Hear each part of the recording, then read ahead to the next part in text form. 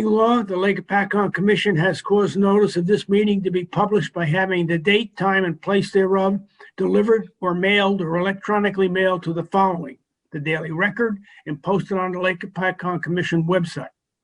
Would you stand to salute the flag? I pledge allegiance to the flag of the United States of America and to the republic for which it stands, one nation, under God, indivisible, with liberty and justice for all. Thank you. Call a roll, please.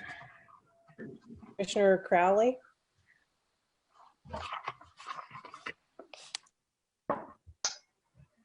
Here. here. Fish, Here. Hopatcong, Here. McCarthy, Here. Wazowski, Here. Probs, She's here. I see her. He's here. I see Ann. Muted. Yep. Steinbaum, Here. Stevens, Here. Tessier, I saw him before. He's here somewhere. I see him on. Bob, are you there? Tessier, Yes, here I am. I couldn't hear you. Will Susan, Here. Chevrest, here. Gilfillan, Here. Hirschfeld, Here. Solaro, Here. Senator. I don't think I saw him on. Zochek and Smith. Here. I want to get us into executive session at some point, get an update on the quarry and some personnel stuff. So, do we want to do that now, or do we want to wait? Is Murphy going to join us tonight? No, Okay. Do you have an update on the quarry? yes, You do.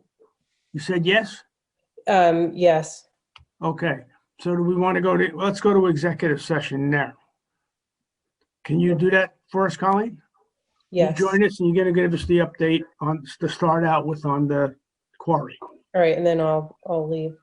Yes. Okay. Do we need a motion to go in executive session? Yeah, Yes, sorry, I we was just do. trying to get the rooms updated here. So somebody moved to go to executive session for personnel and legal matters? So moved. And Yes. And I who got Dan. seconded? I got Dan on that. And Probst, I think, seconded. Okay. Okay. And Okay. all in favor, do we have that? Aye. Aye. Aye. Aye. Okay, I'm going to open the rooms. So anybody who's in the audience, you'll remain in this room. The commissioners will move over, and then we'll come back once the executive session is over. There's no motion. Let's come back in public session. Oh, okay. I heard everyone voting. Okay. Yeah, no. I missed it. Okay. We got time. Think about it. Okay, we're back, Colleen. Okay. We got to So- approve the minutes. Yep. Is there a motion on the minutes? I move that we accept the minutes as written. Second. Anybody have any additions, deletions, corrections? Would you call a roll, please? Commissioner Crowley, Yes. Fish, Yes. Hopatcong, Yes. McCarthy, Yes. Wazowski, Yes. Probs, Yes. Steinbaum, Yes. Stevens, Yes. Tessier, Yes. Will Susan, Yes. and Smith. Yes. We got the treasurer's report and list of bills. Yeah. As you can see on the list, we have $252,654 in the account after the 8 expenses are made. The bottom two expenses, by the way, the Netcong hardware and Optimum should be carried over into the general operations. That's where the checks were written from. And also, if you notice up at the top, there was a deposit for $10,162.20. That came from a Highlands Council and a grant, and that's for a refund for some of the checks we wrote to Princeton Hydro to cover that. So that was deposited. And that's all I have. Great. Uh, Anybody have any questions on the bill list? Yes, I just want to draw everybody's attention to the fact that there's only $165,000 left in our general operating account. And I don't know where we are in our receipts from the state. Colleen, can you tell us where we are on that? Colleen probably can, yes. So we did receive our first quarterly payment, and that was based on the full 500,000. What time period did that first payment cover? First quarter would be June 1st, or sorry, July 1st through September 30th. Is that right? I'm sorry? July, August, yes, July 1st through September 30th. to 9/30. Okay, you have the first payment. We received that payment. Okay. But since we don't have the MOU and we don't have, But they still should pay us. They we're still won't pay waiting on us. some information. We haven't received any additional payments. We should get the money whether we got the MOU or we should get the money from the fourth quarter of 2020. Yes. Or the second, whatever. I'm confused. How much did we receive in that payment, Colleen? 125,000. We did get the full 125. Yep. And that was covering which quarter? The first quarter. What July. give me the dates. July through September. Not the first quarter of the fiscal year, Fred, not the first quarter of the year, the calendar year. This is going ahead. Yeah, we're No. all on a fiscal year in all government agencies. I in Jersey. understand that, but Colleen's saying no. No, it's from July 1st of 2020 through September 30th of 2020, the first quarter of 2020. Yeah, so we're still in 2020. Well, Doesn't yes, they it- still owe you money for 2020. They Yeah. owe you the last quarter. Yeah, Doesn't that- the second October, quarter. Yeah. November, December. We're a quarter behind. Yes, we are. So this 165,000 includes that 125,000? Correct. Okay, got So it. we got 125 hanging out there, Fred. And now, by the way, January, February, we're in March. We're into that next quarter already, almost to the end of the next quarter. So we got to ask where that money is coming. Tell them we need that money.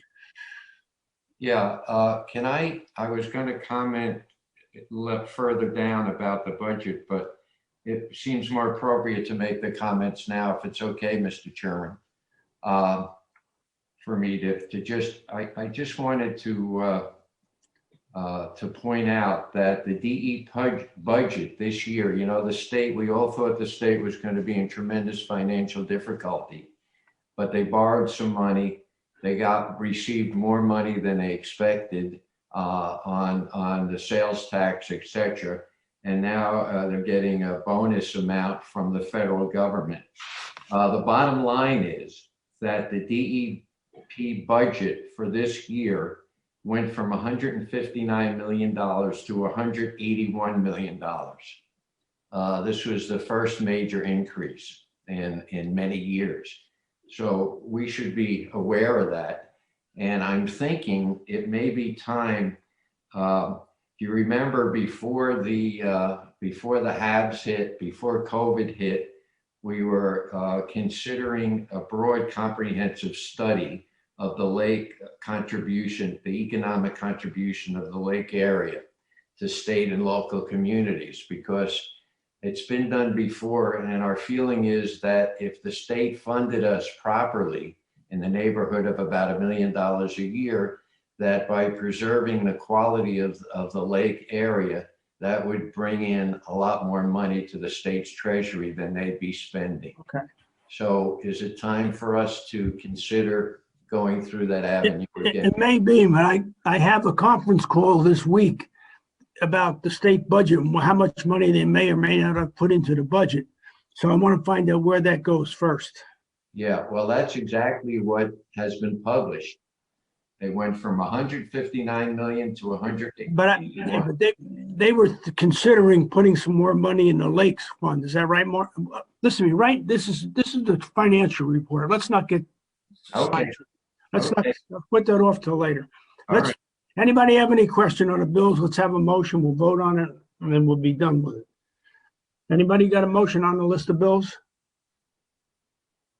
So moved. Second, Questions, comments? Would you call a roll, please, Colleen? Commissioner Crowley, Yes. Fish, Yes. Overcamp, Yes. McCarthy, Yes. Wazowski, Yes. Probs, yes, Steinbaum, Yes. Stevens, yes, Tessier, yes. Will Susan, Yes. Smith. Yes. Correspondence, what have you got on land use, Colleen? So just Or the Bob? Whatever. typical land use applications that are coming in have been referred to the board and to the planners where needed. We did receive monitoring contracts from Princeton Hydro, proposals and contracts, and then just right before the meeting, I sent it out to everyone. We received the 319 contract and update from Princeton Hydro, and I think Fred will go into that when he gives his update. Okay. Anything else in correspondence? No, that's all. Okay, well, the chairman's report, I kind of gave in the executive sessions. We're having a conference call scheduled with DEP coming up soon.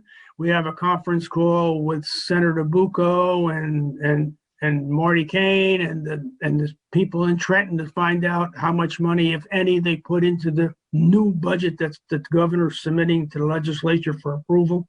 So hopefully we can find out something out of that. We need to make some changes in the way we operate to get more efficient, and we had that conversation, and the chairman of the various committees are going to deal with that and come up with recommendations before the next meeting.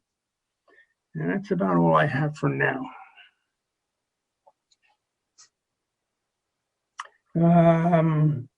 Any commissioners have any comments they'd like to make at this time? Yes, the good and welfare. We've had a real winter this year. We've had up to 12 inches of ice in some places. And we've had a full fishing season and an ice boating season. We had 6 days of unusually great weather for ice boating. You had a lot of wind. We had a lot of wind, too much wind one day, and a lot of racing. We had 20 to 25 boats racing or sailing on the lake on Saturday, many from the shore, one from Pennsylvania. It was really extraordinary. First time in some years. And of course, we had the ice we had full ice, so we'll be able to evaluate for the lake level going forward as far as any potential damage. Well, gee, I ran into a fisherman today from Delaware. So our lake is a lot from New York, Pennsylvania. Our lake is really well known for being a great fishing spot. We also had a lot of other people on the lake, ice skating, playing hockey, all kinds of activities going on, ski mobiles, four-wheelers. So it's been an unusually good winter for the lake. Great. Anyone else? I just wanted to follow up, Ron, what you said about the land use committee. We're going to have to set up another meeting, Colleen. We're going to talk about trying to take some of that administrative burden of that from you. So I have some ideas, but Good. The first idea is to give Colleen more work to help set up the committee meeting. We have, so the land use, just as a reminder to the land use committee, we have a meeting, well, you all have a meeting on the 11th, this Thursday at 5. So Oh, we already have one on the 5th? on the 11th at 5. Sorry. I got 5 and 11 confused. Okay. Thank you. All right. We'll discuss it then. All right. Anyone else? Okay. How about Marty, you're up. Okay, thank you. Few things. Ron already mentioned the legislative meeting for Friday. Basically, that was at the suggestion of Senator Zoroho and Senator Bucco. It does appear that with all the extra money that was added into the budget, the lakes did not receive any of it, although the Lake Hopatcong fund, if you will, of which you're funded through, did receive its full 500,000, although that's not really a discretionary fund.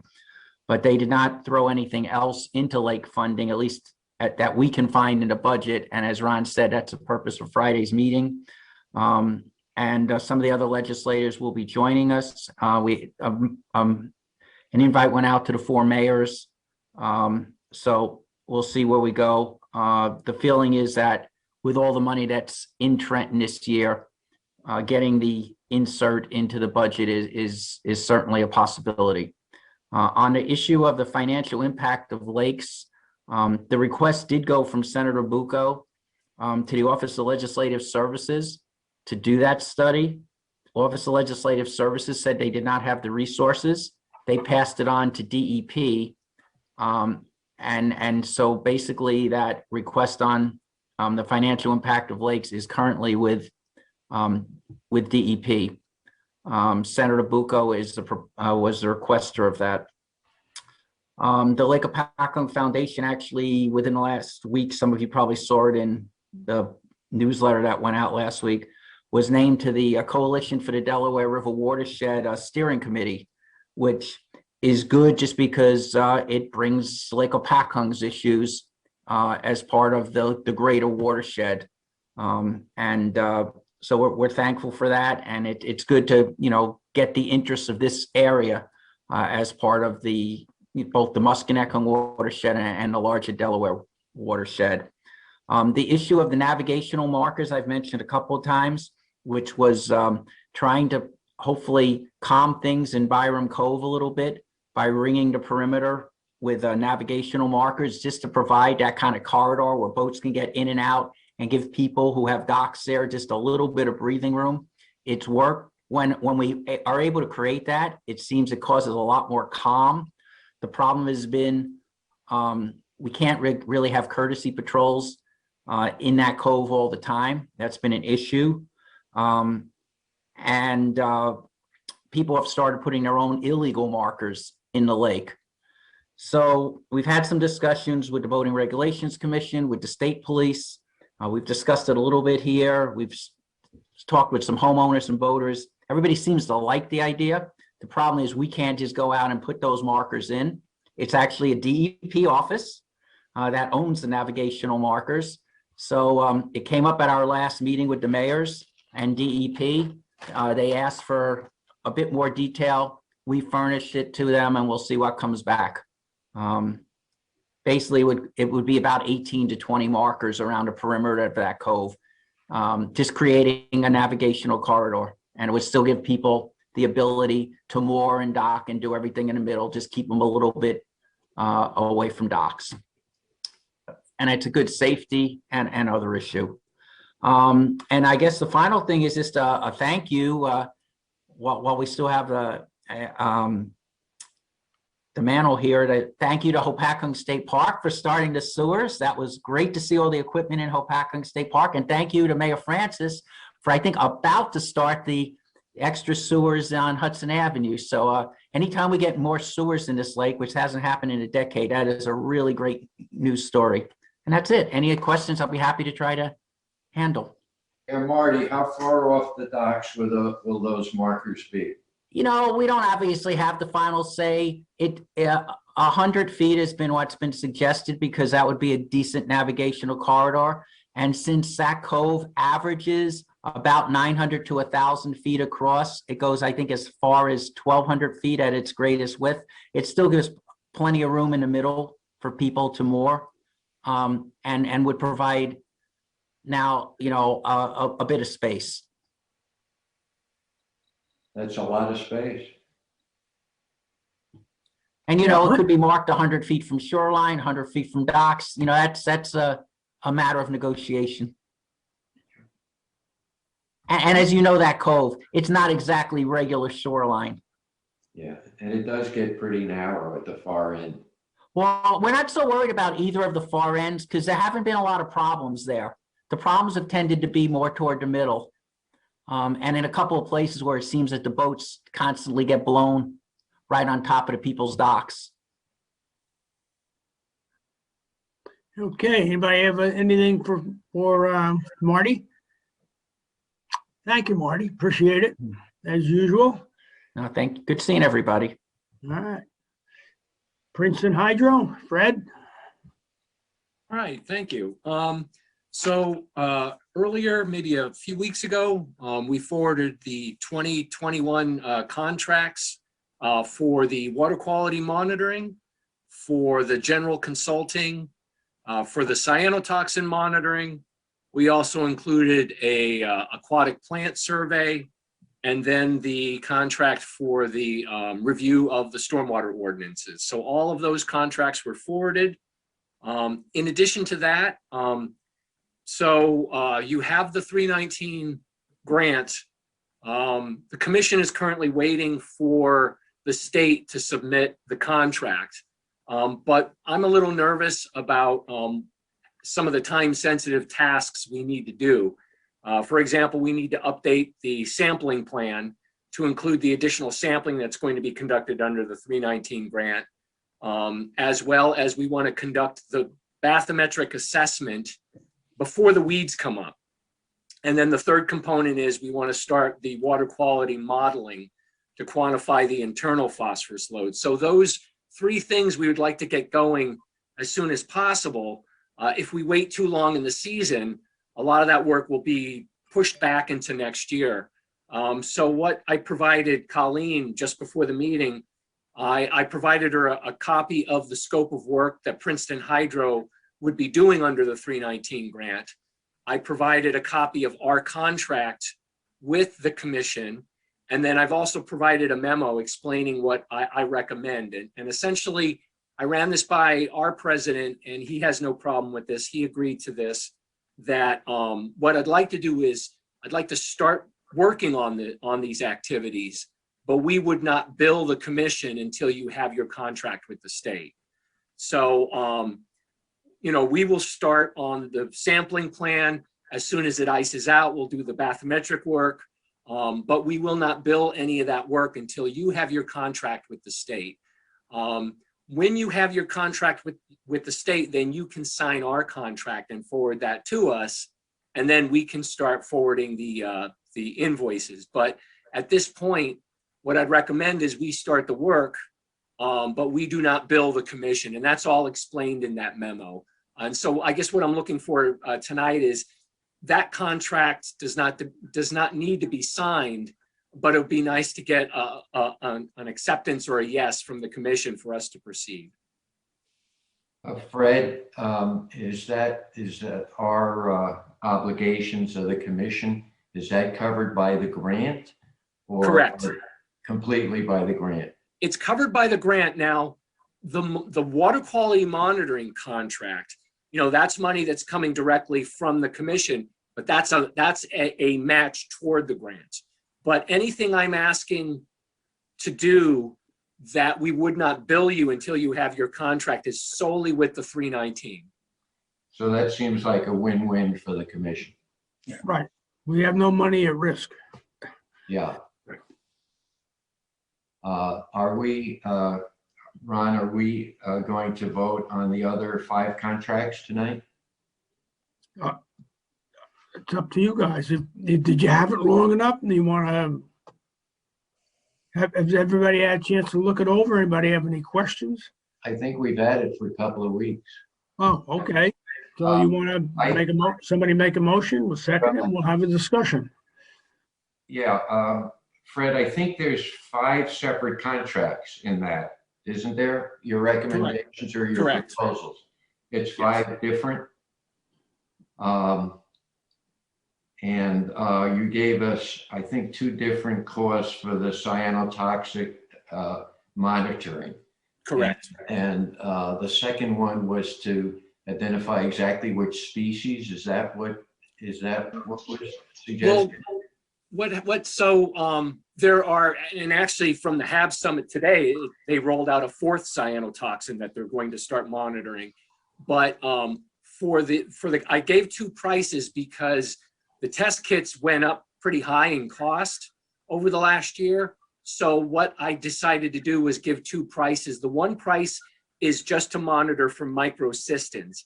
That's the most common cyanotoxin. So that's the one that if there's going to be a cyanotoxin, it will probably be microcystins. The other 2, anatoxin A and cylindrospermopsin, we've been monitoring them at Lake Hopatcong and we've never received a hit. So that's why I'm giving the 2 options. I'm giving the option of just solely focusing on the microcystins, or we can continue with all 3, but the price did go up.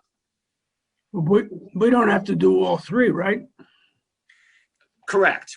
I mean, and remember, these are techniques used to identify the potential presence of these. I mean, it gives you a number, but if we were really concerned, it would guide us into whether or not we should actually send a sample to the lab. But I think microcystins, that's an important one because of all the cyanotoxins, that tends to be the most common. Yeah, maybe we should put the other 2 aside for now and see how it goes. But we're only talking about an additional $1,750. Well, it's not a lot of money, okay. But the total for all 5 is $62,920 plus that $1,750. So that's a lot of money. Plus the 1,750 or including the 17? No, the 1,750 makes it almost 64,000. Okay, but let's not do anything we don't have to do. Yeah, well, I reviewed our budget for this year, and we have placed in the budget aside $62,470 for these enterprises. The one question I had, and Fred, don't take this the wrong way.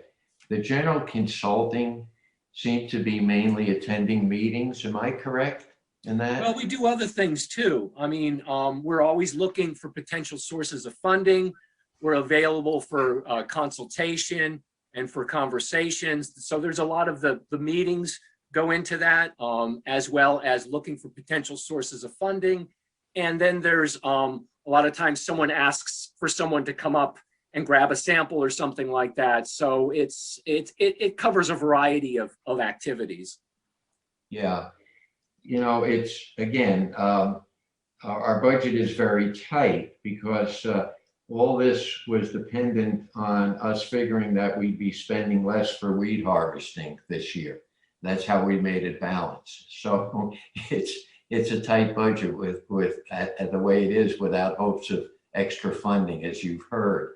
I'm inclined to recommend that we go ahead with the larger number because you've been monitoring evidently the other species all along. And I think that if you see something flaring up that it's a little different, it might be worthwhile. It might suggest a different point of attack. And I trust you to recommend things that you think are really going to be beneficial. But the commission needs to be aware that the total amount here is almost $64,000 if we approve of these 5 contracts, and we almost have the money. So a lot of it comes down to the part that we have a lot of difficulty controlling, and that's the weed harvesting. And I'm sure you understand. Yeah, absolutely. Fred? Um, Fred Love now. Let me Oh. ask you a question. Can you comment on the sampling that DEP does? Would they be reviewing these types of, specifically what species are present? The reason why we're collecting the samples for the cyanotoxins is they don't normally collect samples for cyanotoxins unless they're seeing those elevated cell counts. And even then, it's if they start to get, people saying, oh, my dog's acting funny or something like that, or, someone had an allergic reaction, they're normally not testing for the cyanotoxins. So, if they get a really high cell count, they may grab a sample and they may run a full suite, but they're not, as they mentioned at the summit, I mean, when you look at their guidelines, it's based primarily on cell counts and they want to use the phycocyanin meter more. But when you get to those higher levels, in the alert levels, that's when you see they'll grab samples for the cyanotoxins. So we're trying to be a little more proactive in our monitoring, where they don't collect those samples until they're like well above like the 80,000 cells per mil threshold. Thank you. Yep. So basically, it's not a redundancy that we're talking about here. No, not at all. No, and again, we do 2 events.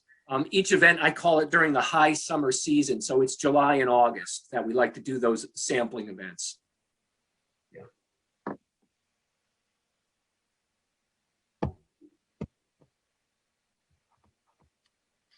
Fred, want to make a move? Well, I reviewed the contracts, and we did set aside almost enough money. So I recommend that we approve all 5 of these contracts at this time. I make a motion that we approved all 5 contracts for the total amount of, let me do the arithmetic here. I didn't do it. It would be, I think it's $63,670. Does that sound right, Fred Love now? Yeah, that does. I mean, Yeah. I can add it up too, but that sounds correct. Yeah, so that's my motion. I second it. Any comments, questions? Only question, Ron, was on that first part that Fred was, Love Now was explaining as far as he was going to start work before we got our grant. That's because that's for the testing for the grant piece of it, not the general piece of it. Yeah, Right. That's a whole separate item. Yeah, we're not voting on that, are we, right now? No. Or are we? No, Okay. no, All there's right. nothing to vote on. He said he's going to stick his neck out and do it. If the grant gets denied. Yeah. Yeah, Okay. he did ask for our approval, but again, we're talking about someone separate. The motion on the floor is for approval of the, Of the stuff that we do, not outside the grant. What you're doing now is outside the grants, right? and it's 5 contracts. Yeah, but it's not part of the grant. None of it's part of the grant. Correct. Okay. Right. This would be, so just to run through it, it would be for the general consulting, the cyanotoxin, the aquatic plant survey, the stormwater ordinance review, and the water quality. Okay. We'd call a roll, please. Commissioner Crowley, Yes. Fish, Yes. Hoferkamp, Yes. McCarthy, Yes. Wazowski. Sorry, Josh. Josh, I didn't hear that. Oh, that was yes. Okay. Provs, Yes. Steinbaum, Yes, Stevens, Yes. Tessier, Yes, Will Susan, Yes. and Smith. Yes. Okay, update, State Park. Is that you, Blanca? Where'd she go? Just give me 1 second, bring up my notes. There she is. Okay. Let's, just, Ron, I'm sorry to interject, but Fred Lubnow, you said you needed our approval to go ahead to start your work on the HAB? He said he's going to do it. You're not going to vote on it because there's no, Do you need our vote, Fred? It's entirely up to the commission. I mean, we will, like I said, we will start the work, but we will not invoice you until you have your contract. But as a commission, you know, I did submit that memo explaining what we would be doing, and I signed it. If you need to have some sort of vote, that's entirely up to the commission. we don't, because if the grant's not approved, Fred, we're not going to be obligated. So there's nothing, if you only want to vote if you're obligated to put funds out. But we want you to go ahead. Yeah, and we can go ahead and He again. said he's going ahead. He said he Like was you going to said, go ahead on his own. Yeah, and we're sticking our neck out. But again, talking with Jeff, you know, it's the state of New Jersey. We've done work with the commission for decades. We're familiar with the grant process. So he felt comfortable when I explained the situation to him. And as a company, we would do this. Good. So it's at your own risk, Fred. Correct. Yeah. Correct. Yeah. So we don't need a vote. That would No, just don't need a confuse vote. things. Okay, Blanca, you ready? I am. Go ahead. You have the floor. Okay, thanks. So lake level information, if I'm sure everyone has noticed, we still have a lot of ice on the lake. And because of that, we have delayed refilling of the lake. We're monitoring to, as soon as we can, we will, but they are adjusting the gate. They have been closing it a little bit at a time. We haven't had a whole lot of precipitation since the beginning of the month. Lake level is right now about 7.37, give or take. So that's kind of where we are right now. I'm sure this week will make a big difference. Snow will begin to melt and the ice will begin to break away, and that'll change everything. Weed harvesting, a couple things there. We've been trying to get some roof work done on the building, but that's been delayed because of the weather. And that should change again in the next few weeks. Mike did speak with the welding company back on March 2nd about getting the welding work done on the machines. That again should begin in a couple weeks. Mike and Tony are doing the usual work this time of year with belting, side cutters, hydraulic oil changes, gear drive, motors, all of that on the equipment, which a lot of stuff's probably been done already since some of the machines have been sitting, but that's pretty much where they are right now. And just to give you an update, you know, the office work is done, and Colleen, you're welcome to come back. The only thing we're waiting on is the installation on some of the LED lights to replace the lighting that they removed. Sewer line project, if you want that, that's 12% complete as of March 3rd. And it's been a little bit of a challenge working around the public because they're now trenching for the new lines and they're working from one end of the parking lot to the other. But they're making it work, and barricades, cones, fencing up. And we're trying to get it up on social media just to let the public know, because as we all know, as the weather gets nicer, the park will get busier. But that's what we have going on. Any questions? Anybody have any questions for Blanca? Blanca, did you say we could move back in? Yeah, the office is done. I mean, the abatement work is done. Asbestos, mold, all of that has been removed. Ceilings back in place. And again, we're just waiting on some lighting work to be done. But that will not keep Colleen from coming back if she chooses to. Yeah. If Colleen, if you want to take a trip over there and take a look and see if you feel like comfortable moving back in there, let's do it. Or you want to wait till the lights are done. I don't know if it affects you or not.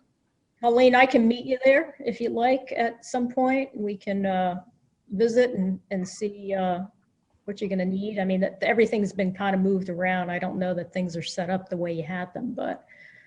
Okay, that sounds good. Thank you. You're welcome. Yeah, and as far as the parking lot, we had 2 weekends where I've seen more cars in that parking lot. It looked like a summer Sunday. One, it was almost entirely filled, mostly with families coming out and enjoying the lake and the snow and the Yeah. ice fishing and just hiking on the lake and cross-country skiing and having a ball. Well, all the snow and the ice, yeah. A lot was going on there. A lot of sledding, a lot of ice fishing. Yeah.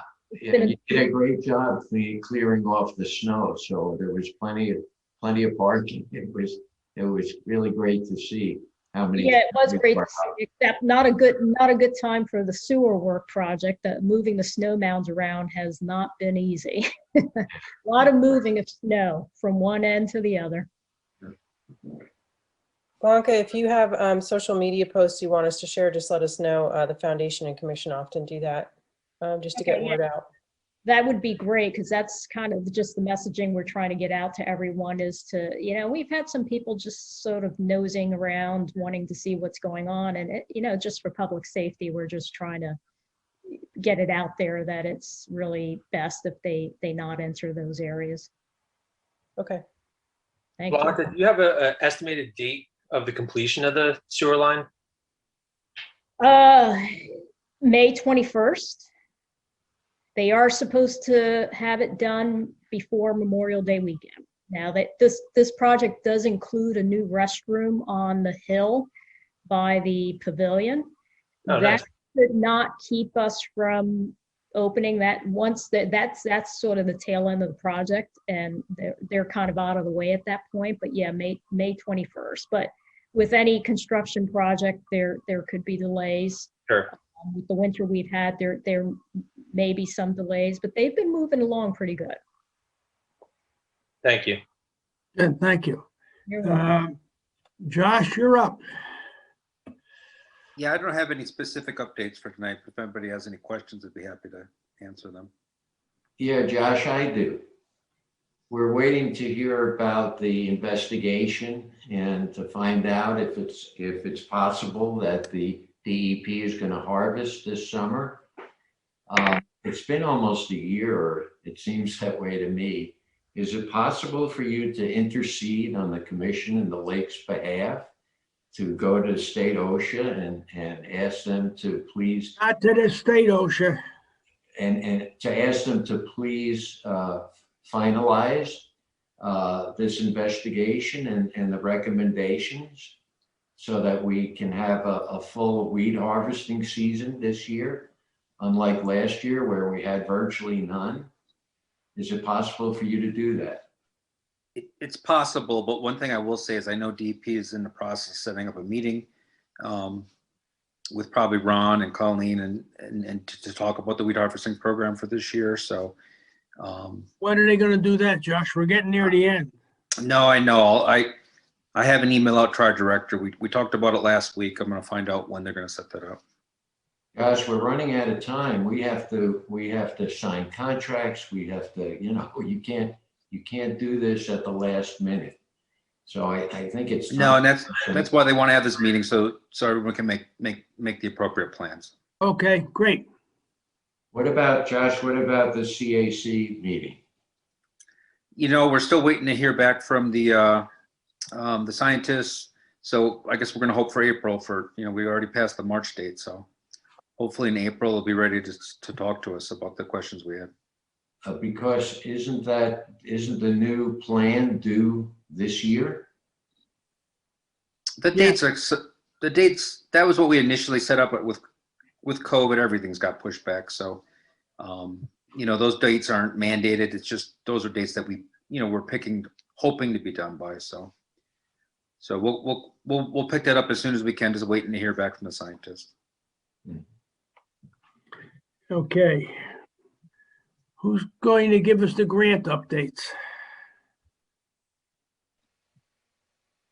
I can do that, and Fred and Love now if you want to interject anywhere. I'll just say that we've had some conversations recently for the HAB grant about the aquafilters in Crescent Cove, how to move forward with those. So I think we'll be seeing some movement there pretty soon.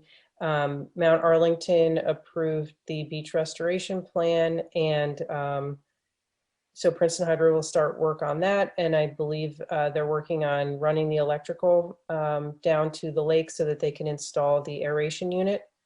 The freshwater wetland islands, which are also falling under the HAB grant, so it's the restoration of those, refurbishment of the freshwater wetland islands in Ashley Cove. Those projects will start soon. We did just have the second rain garden program on March 3rd. We had about 50 participants between the two sessions, and I've heard that already 12 people have signed up for design sessions, so that's promising. What else? The 319 grant, Fred just went over. And then the last grant that I have on there is the National Fish and Wildlife Foundation grant, which is due on April 1st. We've been meeting with the municipalities and Princeton Hydro to discuss their involvement in the grant program. So the way that that's been, just to give everyone a brief overview of what's happening in the background with this grant, the Princeton Hydro has prepared Highlands Council proposals to do the planning work for 3 stream bank restoration or stormwater improvement plans, one in Witten Park, one in the Musconetcong River just below Hopatcong Dam, and one in the Glenbrook and Memorial Park. So those 3 proposals, if awarded, could cover the planning side of the projects, and we would apply for implementation funding from NIPWIF. So that should hopefully all start coming together towards the end of the month, since the proposal will be due on April 1st. Yeah, and Colleen, just to let you know, I was hoping to have a meeting today, but with the HAB summit and everything, I didn't have time. So tomorrow I'm meeting with staff about putting prices together.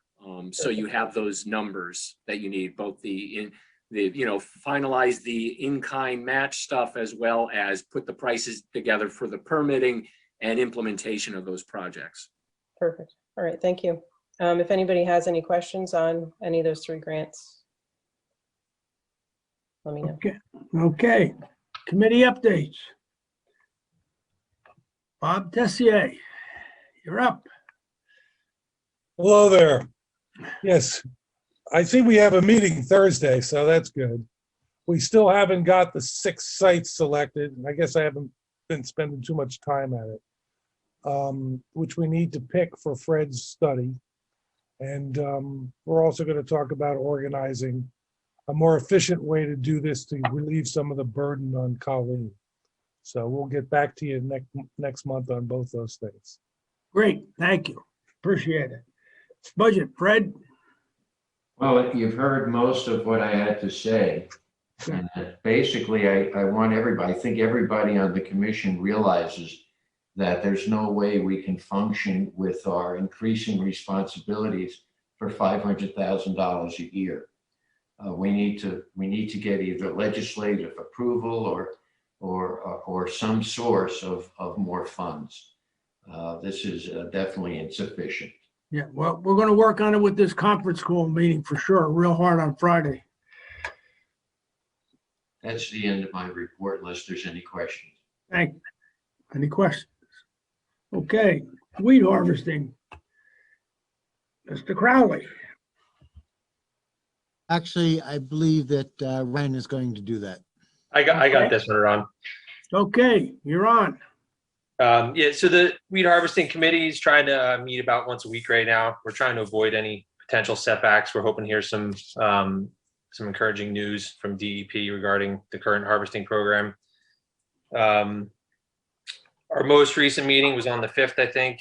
At the meeting, we discussed the bid spec for the contract harvesting companies to work on the lake in the event we do have any delays in the state program. Some other things we've been talking about are just different ways of reducing the cost for weed disposal. Colleen has mentioned this before, but I think it's a great idea, is figuring out a way to de-water the weeds before we dispose of them. If we de-water the weeds, we give ourselves a a lot more options in terms of getting rid of the material when it's done. And we also reduce the weight, so it'll save us some money on tonnage if we can get rid of some of that water weight. And that's about all I got. Good. Anybody have any questions? Okay, new items, rain garden workshop. Did we skip ice retardant? I think we did.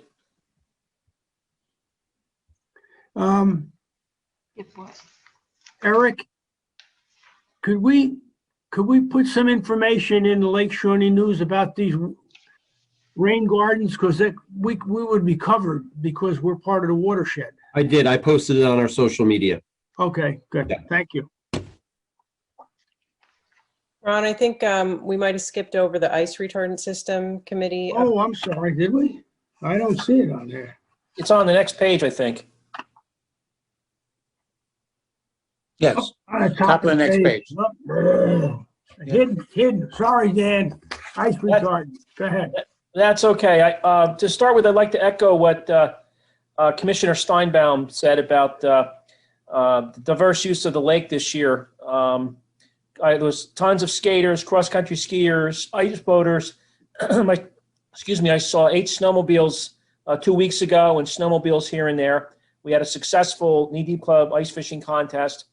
So it's, for the last month, things have really been good. But I took some pictures yesterday, which I want to get to in a minute. I'd just like to talk tonight briefly about 3 things, which these pictures I think will amply demonstrate. One is ice safety, the second is ice creep, and thirdly, ice retardant systems. And again, before we look at these pictures in detail, I'd like to provide a brief report of ice history in 2021.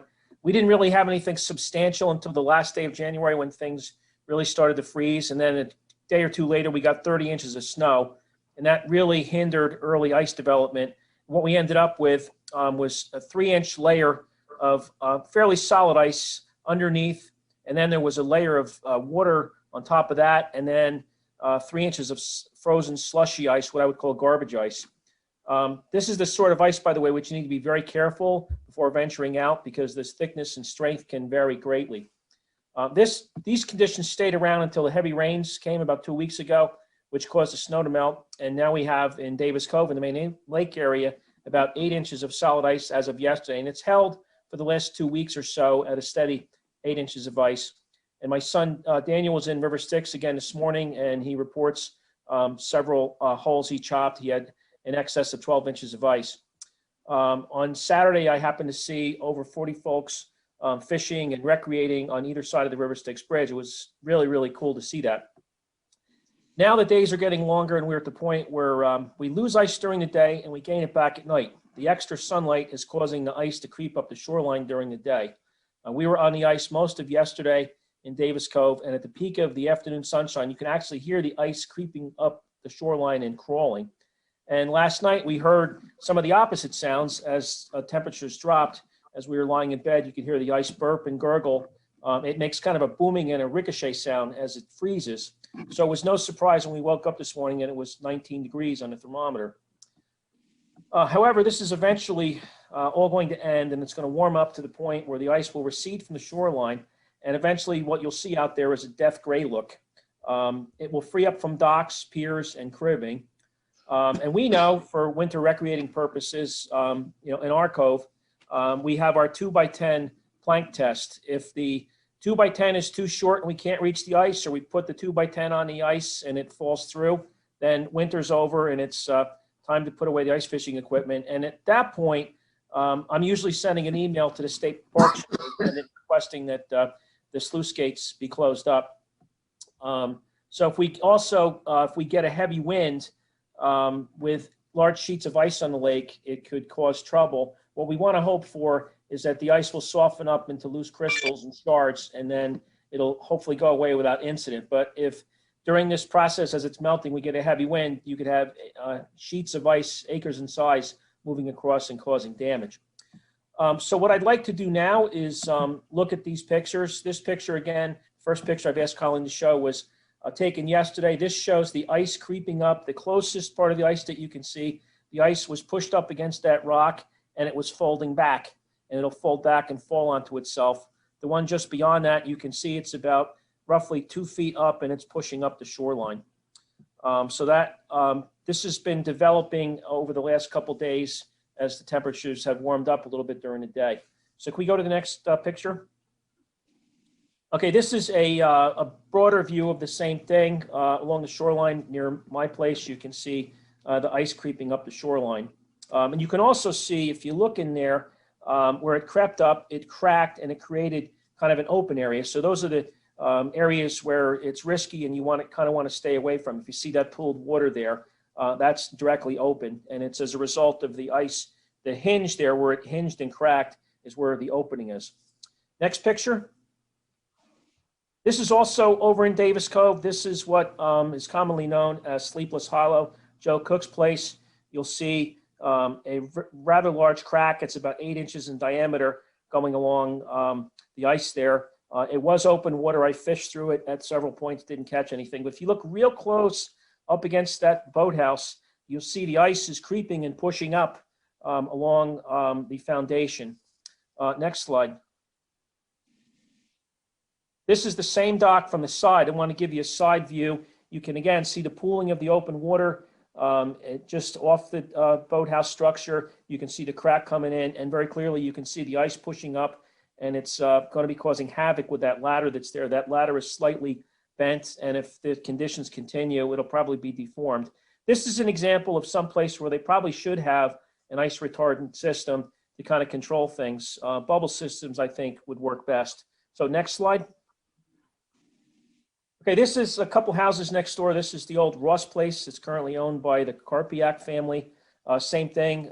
This is a very pretty boathouse sitting on a rather large concrete structure. I remember in the 1980s when the former owner, Jack Wilcox, poured all this concrete.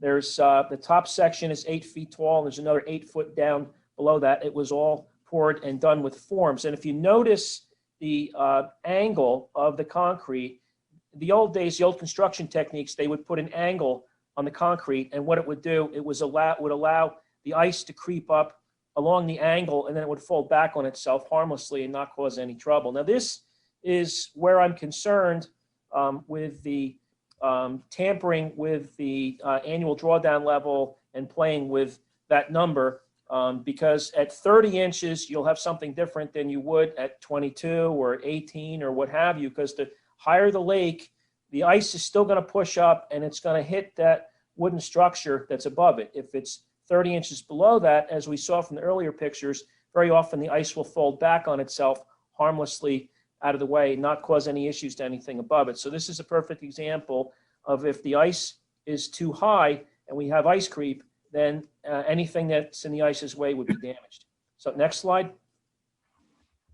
Okay, this is the same dock, a bit closer. You can see how the ice is just kind of wedging and pushing in here. And she probably should have an ice retardant system there. Bubble system would be good. However, this picture is a tale of two things, because if you look just beyond the ice which protrudes up, you'll see somebody else has open water, which extends out quite substantially, well beyond what I would consider the legal limits. And that's also a problem. So we see two problems here.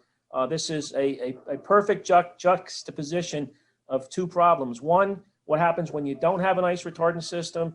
And number two, when you have one which is way too much. So two opposites. I think we have one more, or maybe two more. This is the Carpiac Boathouse. Again, just another angle. You can see it pushing up against the corner of that concrete and creeping up the concrete. And again, the open water just beyond it. You can see that gray boathouse and some of the docks. You can see how long they are, and you compare that length to the open water that's very clear there. You can very clearly see that that's a problem. And that's exactly what I'm worried about.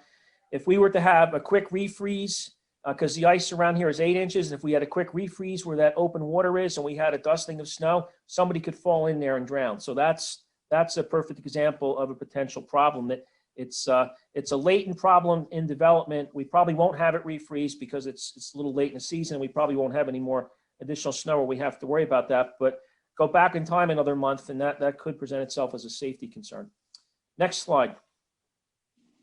Okay, this is looking back from the Carpiac Boathouse just off. You can see how the ice is pushing and buckling there. It buckles up, it buckles down, and you can see the open water there, which is obviously a safety thing. So when you're out on the lake in the wintertime, this is something that you should very definitely be aware of and conscious of. And it usually appears in areas like this, near Halsey Island, between Raccoon Island and Sperry Springs, and often between Elba Point and Chestnut Point. So those are the usual spots where you see crazy stuff like this. When you're skating, you actually have to skate along the edge of something like this and find a spot which is safe to cross. So I think that concludes the slides. But again, all these pictures were taken yesterday, and they really demonstrate various conditions that can occur out there. And we have a perfect blending of a lot of different things going on at once. So I would encourage everybody over the coming days to really take a look out there, watch what's going on, and keep in mind some of these pictures I presented tonight, because I wanted to show a wide variety of different things that are going on. But in terms of the committee report, I would note, and I want to thank Commissioner Hopatcong for posting our ice retardant system advisory card in the March issue of the Hopatcong happenings. It's available at the Hopatcong post office if you want to pick it up. Hopefully we can have it republished at the start of next winter. And I know Brad is a proponent of public education and awareness on this issue. And again, once again, I'd like to build on that, and I would like to thank him. So this year, the weather has helped control rogue ice retardant devices. But yesterday I observed, as I said, good and bad. I observed bubble systems in our cove, which were tightly controlled and were not running. For most of the day, the ice fishing holes, because we were fishing all day, most of the day, the ice fishing holes were not freezing. So therefore, we know the temperature is above freezing. And I saw several of these propeller-driven devices running at full speed, no thermostats, no timers. And, this is obviously something we're going to have to see if we can correct, whether it be public education, perhaps revising some of the ordinances or what have you. But, we need to do something. The other thing, if you look, if you happen to drive down Central Avenue and get onto Lakeland, you can look out at Davis Cove. There's like 7 docks in a row where they have several of these systems. And it's open the whole way through. So if somebody in the middle wants to get out on the lake, they won't be able to, because all 7 of these docks are connected together in one long strip of open water. So again, if you can, please take a look around. There's a lot to see, a lot of subtleties. And, that's, I guess, all I have. So I don't know if any of the other commissioners on the committee, Commissioner Steinbaum, Commissioner Hopatcong, Commissioner Stevens, do you have anything to add? Please do. Well, just one other thing, you would think that the ice and 2 feet of snow would kick all the Canadian geese off the lake, but if you look carefully, you could find some crowded around some of the ice eater holes around people's docks. So it's another problem. Very true. They were in Davis Cove yesterday, about 8 of them. Okay, very thorough, Dan. Nice job with the photos. You made your point. Thank you. Okay, so now we're on to the rain. We got anything with the rain gardens? We don't have any. We passed that, Colleen?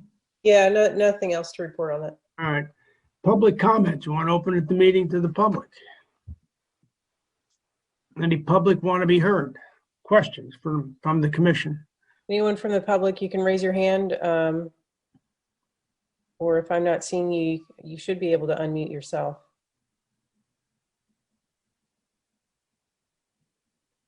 Nobody? Okay. I don't see anyone. All right, we'll close the public portion. Do you have any action items? We don't have any resolutions, action items, right? Ron, I finally got off mute. I'd like to make a comment on the, I love technology. Hudson Avenue started today. The sewer project, we should be done pretty quickly with it. So we're looking forward to getting 40 septics offline. Perfect. Fantastic. That's super. Just what we need. Thank you, Mayor. Thank you. Anybody else? Anyone else want to be heard? Okay. The motion to adjourn? So moved. Second. All those in favor? Aye. We're adjourned.